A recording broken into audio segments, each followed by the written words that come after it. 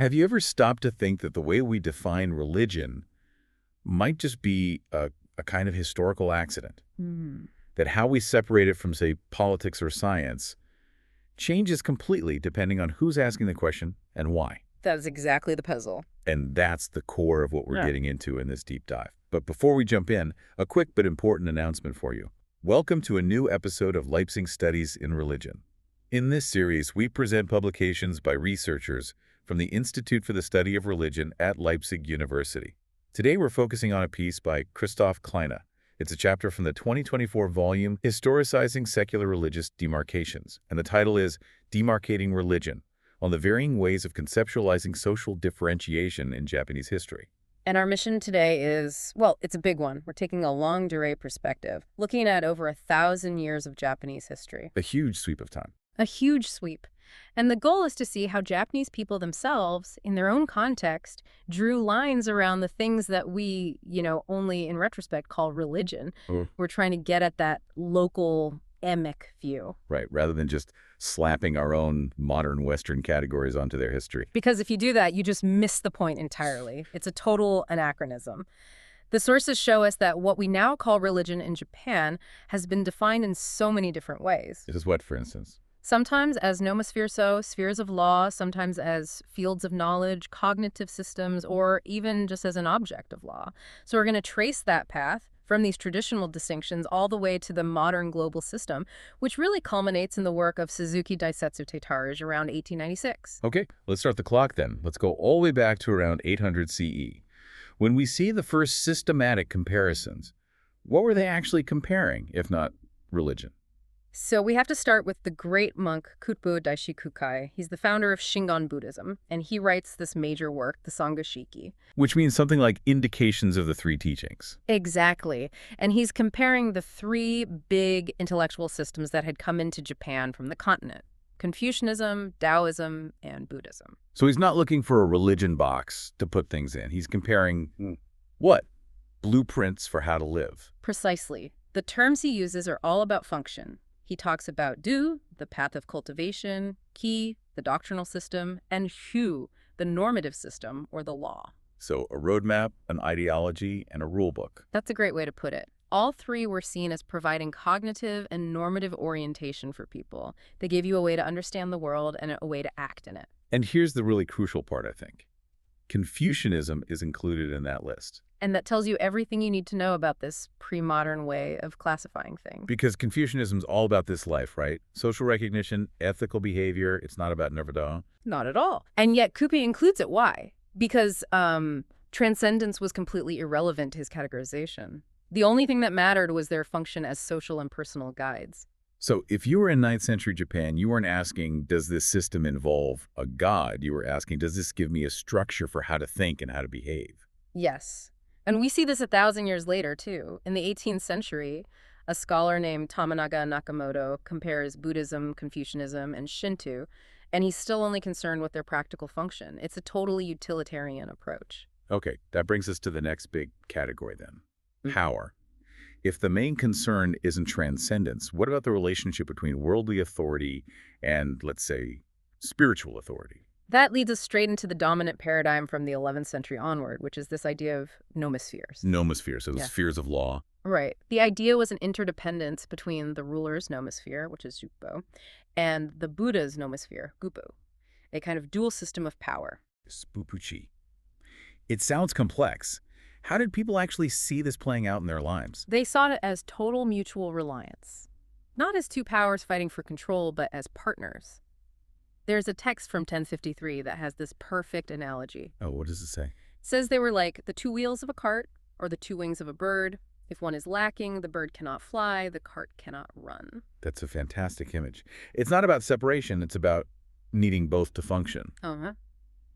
But were they seen as equal? I mean, in terms of truth? Not quite. Bupaput, the Buddha's law, was generally seen as the real truth, the Shintai. And Ibud, the ruler's law, was more like conventional truth, or Zukutai. So the Buddha's law is ultimate reality, but the ruler's law is what you follow day to day. That's the idea. The Buddha Dharma was seen as ultimately true, but for practical reasons in this imperfect world, the ruler's laws often took precedence.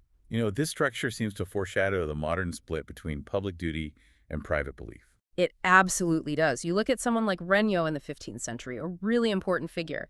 He gives this advice, he says, "Let the law of the ruler be on your forehead and store the law of the Buddha deep in your heart." Wow, that's stunning. It's almost a direct instruction to privatize your faith. It is. Obey the state publicly, but your ultimate commitment is internal.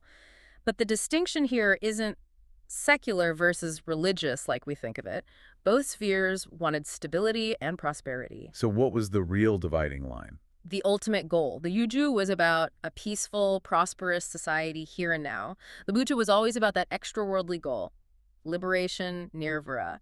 But, and this is the key historical point, this long tradition of making a binary distinction, two wheels, two powers, it becomes this crucial intellectual resource for later Japanese thinkers when they're suddenly forced to grapple with the global idea of secularity. And that's the perfect transition. We've been talking about internal systems. What happens when external forces just shatter that? You get two major shocks. The first is Japan re-enters the global stage after 1868, and it's governed by these unequal treaties with Western powers. And a key clause in those treaties guaranteed religious freedom to foreigners. So Japan suddenly needs an official legal word for religion. They need a standardized term, and this is where shukis comes from. The modern word for religion. Yes, shukyu. It was an old Buddhist term, but it was basically revived as a neologism for this specific legal and comparative purpose. It was the box they needed for this new global knowledge system. Okay, so that solves the legal problem with the treaties, but it must have created a massive classification crisis at home. Buddhism fits neatly into the shuki box, but what about Shinto? Shinto was the national problem. Its rights are tied directly to the emperor, to imperial legitimacy. You can't just call it one sect among many. It's part of the state. So the state solution was, frankly, radical. The 1868 edict on the separation of kami and Buddhas, the Shinbutsu Bunri Rei. Where they essentially defined Shinto as not a religion, as shukis. Exactly. They retroactively declared it non-religious. The goal was to restore this idea of the unity of ritual and government, seisei ichi. And the result was huge. Shinto rights became a public, civic, national duty. While Buddhism, now officially a shuki, became a private matter of faith. Yes, and that is what solidifies the Western-style binary of a secular state and a private religious sphere in Japan. We know that the Meiji era was incredibly tense. You have these violent anti-Buddhist campaigns, the Haibutsu Kishaku, where temples were being destroyed. How did Buddhist thinkers even begin to respond to this? Well, some traditionalists tried to just, cling to the old system. Figures like Fukuda Gidu tried to argue that the ruler's law was just a worldly expression of the greater Buddha Dharma. But that wasn't going to work in this new global environment. No, that wasn't going to satisfy a modern state obsessed with science and philosophy. This new world needed a modern intellectual defense. And that brings us to Suzuki Desetsu Chitaru's and his 1896 work, Shinshuki Ron, the New Theory of Religion. Suzuki is such a crucial figure. He's writing this just before he moves to the U.S., and he's not just trying to defend Buddhism. He's trying to defend the entire category of religion itself. By positioning it within this new world of separate fields like science and philosophy. Precisely. He saw the rising tide of materialism. He called it Bushitsu Shugi and hedonism as the great threats of modernity. So he had to prove that religion was this natural, indispensable human category. And he was the first Japanese author to systematically draw these clear, modern boundary lines. Okay, let's break those boundaries down. Yeah. How did he separate religion from philosophy? They're both searching for truth, aren't they? They share a goal, yes. The goal of inner peace, Anjin Ritsume. But for Suzuki, the method is completely different. Philosophy is all about rational insight-chi. It uses the intellect to gain knowledge of the truth. It's pure theory. And religion. Religion, he says, is about emotion, ju, and will. Yeah. It's about practice. It's not about knowing the truth. It's about abiding in the truth. Ah, so he used an analogy for this, right? A great one. He says, philosophy is to religion as aesthetics is to art. One is the theory, the other is the reality, the doing. That makes so much sense for a Zen thinker. Uh-huh. So what about science? In the West, that was the big conflict. Science versus religion. And Suzuki just rejects that conflict model entirely. He takes a very modernist view. For him, religion and science are not only compatible, they are mutually supportive. How so? He says science is actually good for religion because it purifies it. It strips away what he calls primitive mythological traits and falsehoods. Science clears away the clutter so the real religious truth can be seen. So there are two different paths to the same ultimate truth. Exactly. He puts it in this very classic Buddhist way. He says, the truth of religion is nothing other than the truth of science, and the truth of science is nothing other than the truth of religion. For him, the difference wasn't in reality itself, but just in our subjective interpretations. Okay, finally, the big one that still resonates today. Religion versus the state. This is where his critique gets really sharp. He defines them by their fundamental drives. Religion, he says, strives for universalism and egalitarianism, the idea that all beings are equal.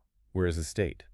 The state is driven by self-preservation, which requires discrimination, sebetsu. It has to draw lines between citizen and non-citizen, us and them. He was very critical of international relations, calling it a system of self-interest and abuse. That's a powerful critique. So how does he resolve it? Well, he brings back a version of the old interdependence model. He says religion should be the state's spirit and the state should be a religion's body. They need each other. But there's a controversial little side note. What's that? He allows for what he calls religion during the time of a national emergency. He suggests that just fulfilling your duty to the state in a crisis is itself a religious act. You don't even need to invoke Buddha or God. That is a fascinating bit of intellectual maneuvering, trying to hold on to universalism while still making space for national duty. It perfectly captures the tension of that moment. And if you step back and look at the whole story we've just traced, you see that the classification of religion in Japan evolved entirely based on its purpose at the time. So first it was for comparing doctrines, like kukai. Right, his kyush, ushdu. Then it was to legitimize power, the yububu system. Then it was a tool for managing institutional competition with Christianity. And finally, it becomes a legal necessity. The adoption of this global knowledge system forces the creation of shukyu as a separate social field, which Suzuki then brilliantly synthesizes. Yes. That final shift to the term shukyu is Japan adapting to the global knowledge regime. And in doing so, it has to introduce this modern binary we call secularity, a concept that, was completely absent from Japanese encyclopedias before the Meiji period. So what does this all mean for us? The sources really show that defining religion is never a neutral act. When you define religion, you are simultaneously defining what is not religion. You're creating the secular. And that raises a final provocative question for you, the listener. Are the lines we draw today between religion, science, and the state, the lines of conflict or separation or mutual support, are they objectively real? Or are they, as Suzuki Daisetsu Taitara suggested over a century ago, just our own subjective interpretations that we use to make sense of our particular modern world? Thank you for listening, and we hope to welcome you back for another deep dive in our series, Leipzig Studies in Religion.